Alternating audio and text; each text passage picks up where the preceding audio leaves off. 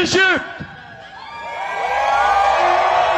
محمد رمضان من نمبر 1 إلى نمبر شاكيرا. بدل ما تسهنوا أسنانكم وتعملوا قانون الرياضة لمحاربة الأهلي الناجح، اعملوا قانون تمنعوا الإشكال دي تسيء لمصر.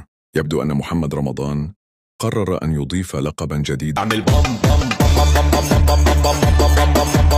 إلى قائمة ألقابه ليصبح شاكيرا النسخة المصرية. فبعد أن أطل علينا بملابس تذكرنا بإطلالات النجمة الكولومبية، لم يتوقف عند هذا الحد، بل أضاف لمسته الخاصة برقصة تبدو وكأنها مزيج بين هز الوسط وتمارين الإحماء.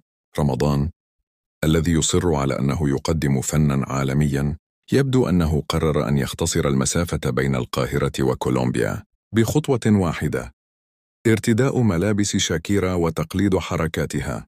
وبينما يعتقد أنه يثير الإعجاب، يبدو أن الجمهور يثير الحواجب دهشة وتساؤلاً: هل هذا فن أم إعلان عن خط أزياء جديد؟